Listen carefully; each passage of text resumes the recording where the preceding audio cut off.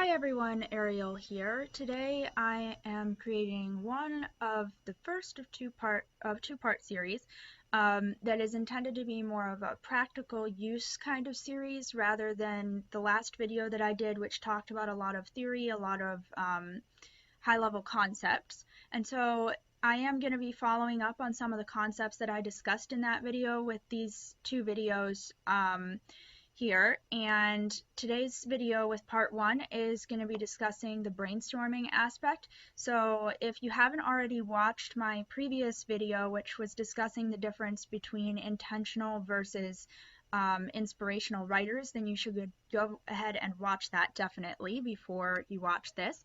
It isn't necessarily necessary in order to understand what we're going to be doing in today's video, but I do think that the background content is really important, so you should go ahead and give that a watch if you haven't already. I'm going to link that in the description, and then you can also find it up in the top section of the screen or somewhere on the screen. There should be a little button that you can click on to go watch that. So for today's video, I'm splitting this up into two parts essentially. So today we're just dealing with the brainstorming, and then the next video that you guys see with this series is going to be about the outlining portion. So before we go ahead and jump into the actual process, I'm going to explain what you're going to see me doing this process on. So normally I would actually do this on paper. I obviously can't screen share paper, so we are going to be using Scalpel to do this today. I really like this program. I don't use it terribly often for initial brainstorming and outlining because, like I said, I work better on paper, so the notebooks come out when I am coming up with ideas or brainstorming things or just outlining. That's what I usually use for the initial process, but I do put everything into the computer later, and so as I'm expanding on things or really digging into the initial ideas that I came up with, Scalpel is a program that I like to use, but it's not necessary, so do this however you guys please. It's just that this is the only brainstorming specific program that I have. So with that out of the way, let me explain what we're doing here. This is not specifically for fiction. I'm going to be using today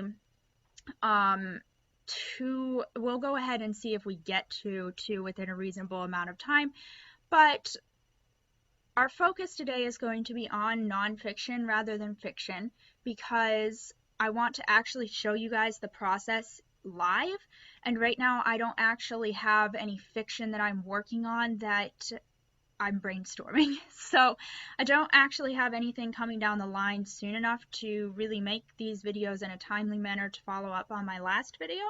But what I do have that I need to work on are two different articles for my Engaging Culture Through Writing class. So essentially, the assignment there is that I need to write two different articles throughout the next 8-week period with this course. And we're writing the articles for two separate publications. So I already have my two publications picked out. I have not completely studied them both out, but I am generally familiar with the types of topics that both would cover. So the first one I already have up on the screen here is Ruminate. This one is relatively new to me, but the instructor suggested it if I wanted to do something that was more focused on creative writing in connection with culture. This particular group has their online blog is called The Waking, and they do different pieces. They do poetry, they do short fiction, nonfiction, short and flash for both fiction and nonfiction, and they also do, like, they'll do some book reviews here and there, and the one that I am most interested in is that the blog does do their blog specifically will post articles talking about the writing life. So I am most interested in that because as I was thinking about different things regarding culture specifically that I might want to write about, one of the things that I was specifically thinking about was the aspect of culture that is literature and writing, and how do we present philosophy and worldview through our writing, specifically Christian, but also in general. And so that ties into also the second one that I chose, which is the New Ideal. This is the online publication for discussing objectivism. And specifically, as they say here, they explore pressing cultural issues from the perspective of Ayn Rand's philosophy objectivism. So this particular one is definitely not Christian friendly. So whatever I do for this is going to be very different from what I would do for Ruminate, because they're not going to be super keen on anything that has a Christian perspective to it, or at least nothing that's going to directly discuss Christianity. So the focus for this article is probably going to be more specifically on something relating to the intersect between philosophy and writing and culture, and how our writing shapes culture. So I'm not 100% sure what exactly I want to do for either one of these yet exactly. So that's what the brainstorm is for. So let's go ahead and start with the one for New Ideal, because I'm the least sure about that one on what I actually want to write about. So I'm just going to put up here a couple of different themes to start with, because like I said in my previous video, always start with the theme. It's really important that you know what you actually want to say before you try to say it. So let's see, possible themes here. Well, like I said, maybe the discussion of philosophy in writing and its impact on culture. I can't spell. So that's one possible theme. I'm going to put these in separate sections so that I have the ability to expand out each of them under their own, to sort of develop them to determine where I want to go with them based off of which ones seem promising. Another possible theme might be, I don't know, what does the philosophy behind modern popular fiction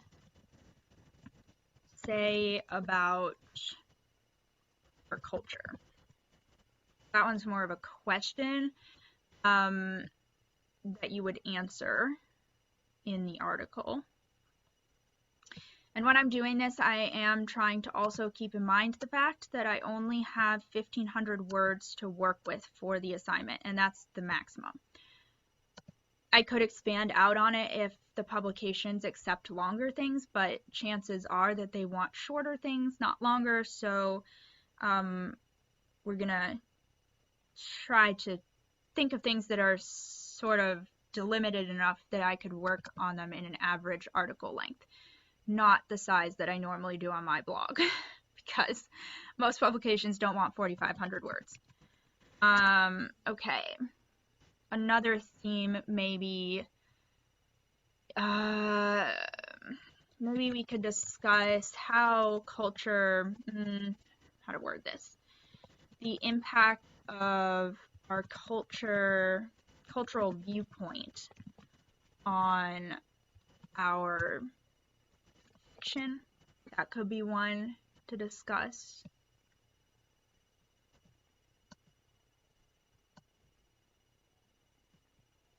Let's see, maybe let's come up with just a couple more possible themes here. So we have one with cultural viewpoint, we have one analyzing modern popular fiction and its philosophy to determine what that actually says about our culture as a whole. We have one that's more broadly talking about philosophy and writing and its impact on culture. Maybe another theme we could do is integrating philosophy into writing to impact culture. That might be a little more specific than just merely this first one that we started with. So that actually might be a better one to work with, just because it's a little bit more specific. And guys, as far as like what we're doing here, I'm just throwing things out that would be interesting to me.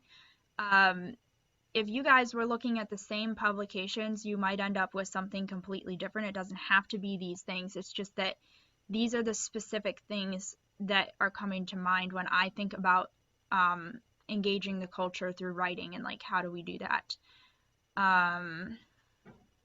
So if we keep thinking, maybe let's come up with one more before we go ahead and try to develop any of these. So we have, how do we effectively integrate philosophy into writing to impact the culture? The impact of our cultural viewpoint on our fiction. Analyzing popular fiction for what it says about our culture. Maybe another theme could be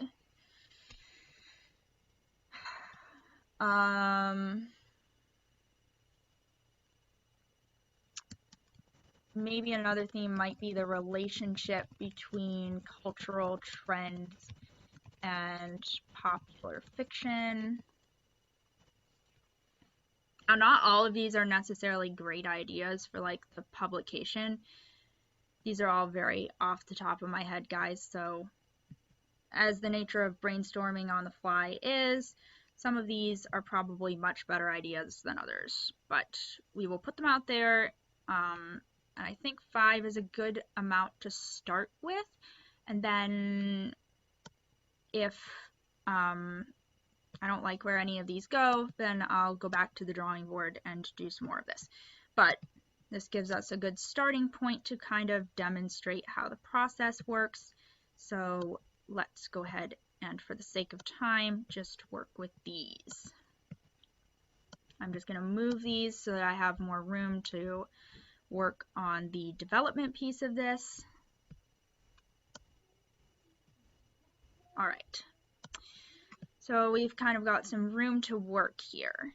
Now that we have some room to work, let's go ahead and I think this first one is too general, so I'm actually not going to touch that for now. If I feel like the other ones aren't working well, then I'll probably come back to this and see if I can make it more specific. And then if I can think of something more specific that relates to it that would be interesting to me, then I might develop that more. But let's go ahead and start out with brainstorming ideas here. So we've got our theme for philosophy behind popular fiction. So here I've got some basic themes that I've brainstormed, but I kind of still need to figure out exactly how I'm going to make those small enough to fit into 1,500 words, because there is a lot that could be said about the philosophy behind modern popular fiction and what it says about our culture. So that's not necessarily, that's a very broad topic. So let's go ahead now and think about some ways we could narrow this and some things that I could write about that are within this theme but are a better I guess not really plot theme, because it's not a novel, but we'll say plot theme. It's not really the term that I'm looking for, but it works. Basically what I'm going to focus the entire essay actually on. So if we're considering what does the philosophy behind modern popular fiction say about our culture? Well, popular fiction is kind of broad, so maybe let's focus on a genre. Well, something that might be of interest to me specifically would be what do the trends in modern dystopian novels say about our cultural ideals? Let's go ahead and put that one in there. And as you may notice, this is a question, not really a statement. per se. So I find that when I'm brainstorming, I prefer to put it into questions because I'm not at a point where I've done enough research to have an answer to all of these. So if I don't have an answer, I don't want to like make a statement yet, because I like to let the research inform the actual like statement or answer. Okay, let's see.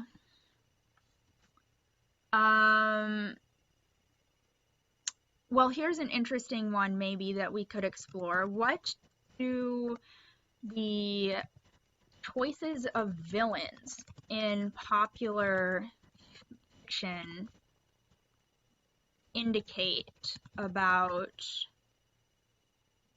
American societal ideals? Societal is not exactly quite the same as cultural, but keep in mind here when we say cultural, I'm not defining culture as the same as society. Society is a group of people living within the borders of a country or a state or a city, and they function together under the same laws and rules. Culture, I'm defining more as the expression of art in a concrete way that demonstrates what society holds for their ideals. So, fiction is one sphere of culture, but it is by no means the only one.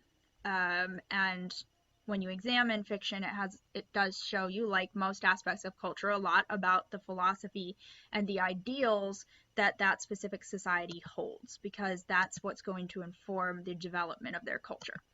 So, should explain that one before we continue going on with this, just so that that's clear. I'm going to come up maybe with like one other thing under this particular theme that could specify this a little bit more.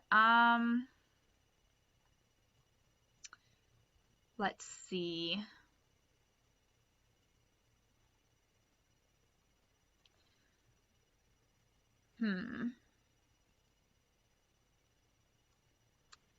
Stuck here. Let's see. What's another thing under this that would be interesting to write about?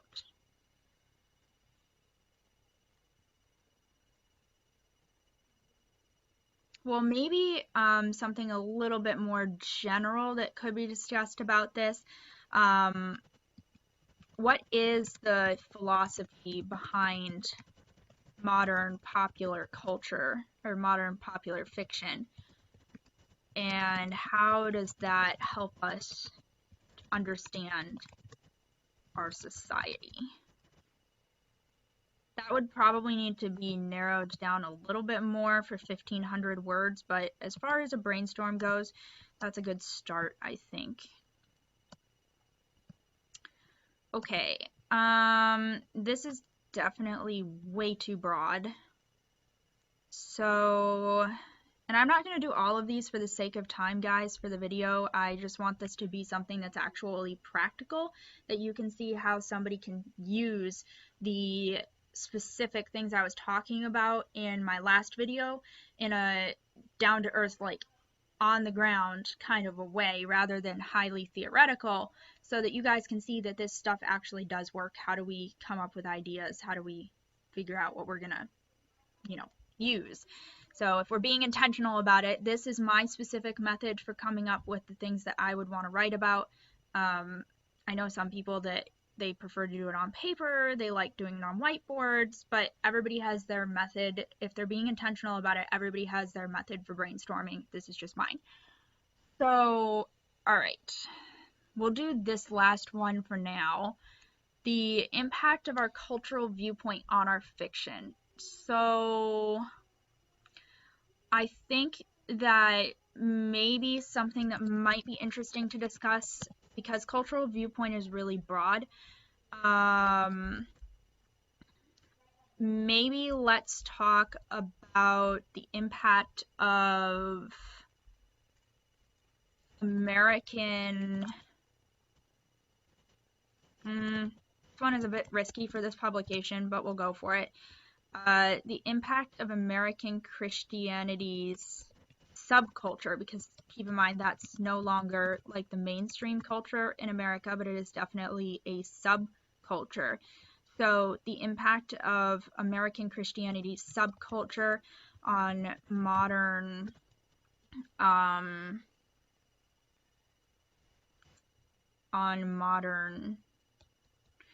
well, let's go really specific here because I generally write fantasy. So let's talk about the impact of American Christianity subculture on modern fantasy.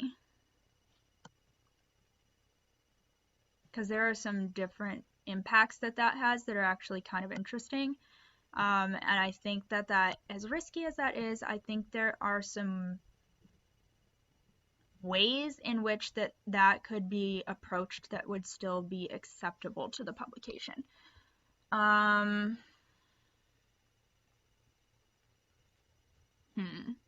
There's a lot of other subcultures that we could explore here. I'm just trying to think of ones that like I would be able to do the research and feel like I'm still qualified to talk about them, even if I'm not necessarily part of the subculture specifically. Because like there are some subcultures that you can do the research, you can talk to people, you can research it, and you can become qualified to talk about it, even if you're not part of it. And sometimes that outside perspective is good, but there are others that unless you are in the subculture, you really are probably not going to understand it very well, even with research, and so it might not be the best choice. Especially for a 1,500 word article, I wouldn't want to take on something that I don't already know a bit about. Let's talk about the impact maybe of, well, here's an interesting one because there is a pretty big cultural difference between the two. The impact of homeschooling on fiction writers' philosophical. No, that's not exactly what I mean.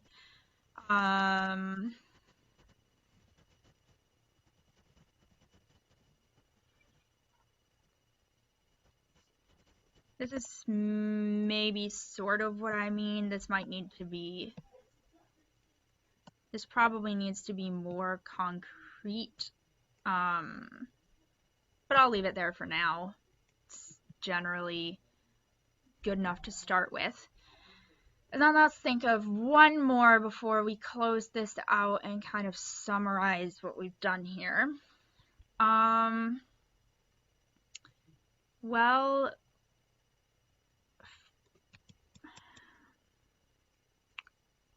let's see, some other cultural viewpoints.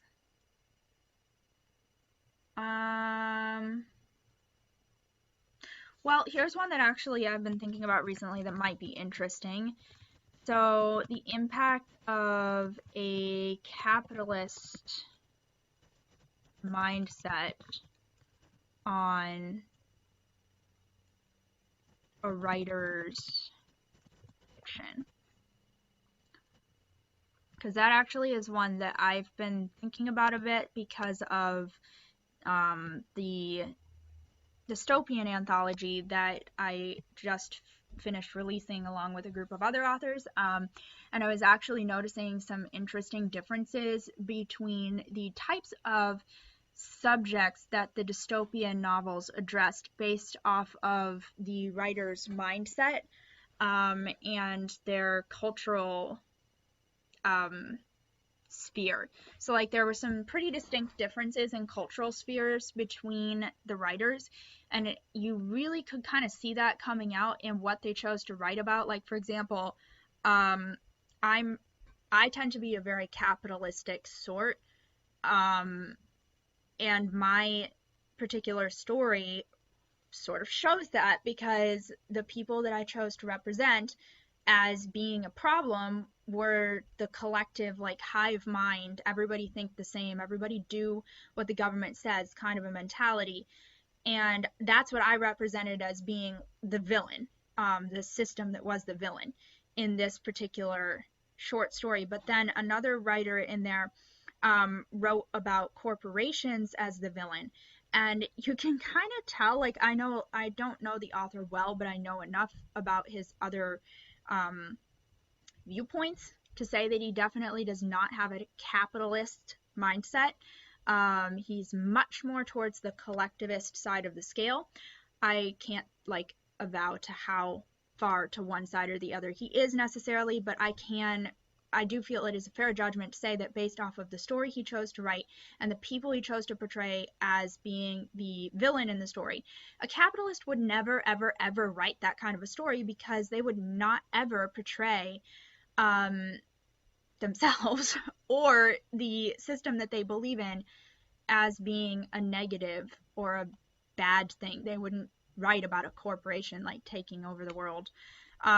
Like similarly too, you wouldn't see a one of the ladies in the anthology wrote a really good story talking about the dangers of third wave feminism, um, and what that does to women that really do want to like stay home, take care of the kids, be homemakers. And that was really interesting to see because like normally nowadays you would never see a third wave feminist doing that, and I would say she's probably doesn't consider herself a third wave feminist based off of the story, but she did think to write that because she has a different subcultural sphere. So it's just interesting to kind of look at the impact that different subcultural like mindsets have on what precisely we choose to include in our fiction. So that's one that I've actually been thinking about and would be really interesting. And now that I'm sitting here talking about it with the brainstorming and thinking, actually, that would be really interesting,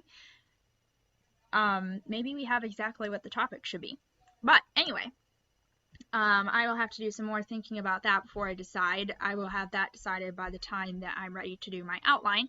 So when I do the outlining video, you guys will get to see that and the final choice. But to close out the video, hopefully this was useful to you guys and you kind of got to see how this works in action.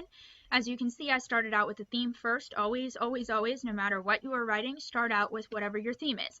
None of these are particularly complicated themes necessarily, and as you saw, it took maybe 10 minutes, 15 minutes to come up with all of this, but I've already got several solid ideas for what I could do with this, and it's now just a matter of honing them down. And so that's kind of what we did here, was we said, okay, these themes are really broad and really general. There is so much that I could write about just on that one theme. And if I have a host of ideas now that I could write articles on. If I wanted to write articles about every single one of these, I would have 6 articles easy right here, just off of what we did. So you can see that it's not, it takes some thinking, and it takes at first some training yourself to think in this way, but once you actually are doing it, it's not nearly as hard as it might have sounded when I was talking about it in the first video. Really, it's a lot about just how you think and restructuring how you think in order to be able to do this. Now, this is something that I think any writer can do, whether they're a planner or not. This very basic level of planning is something that every writer should be doing, whether they're a fiction writer or nonfiction writer. It doesn't matter. If you're a nonfiction writer, you doubly so ought to be doing this. But in the outlining phase, we're gonna see, I'm gonna show you guys how I do it, and I will be a little bit more, I will use less shorthand when I do the video to show you guys, so don't worry, it's not going to look like the outline that I did or I showed on screen in my last video. It won't look anything like that. I don't usually do that for my nonfiction, like essay outlines anyway, but that is not what that's going to look like. So don't fear, don't worry that you're gonna be completely lost. I will do my best to make sure you're not. But when we do that video, I will in brief discuss that, just like I did here, this is my method of doing it. You should be outlining, but your outline doesn't have to look like mine does. Do as little or as much as you need to jog your memory about where you were going with things. The basic idea is just to have a roadmap of where you're going, and it doesn't mean that everything's set in stone and you can't change things as you go along. So that's sort of the little preview of what we're going to be doing next time. But for now, that's it, guys. Thank you so much for watching. I hope that in some way this was helpful to you guys. If you do have any questions, go ahead and drop those in the comments below, or go ahead and send me a message. Say hi, introduce yourself, ask the question. I'd be happy to do my best to answer them for you. And that is it for today, guys. Until next time.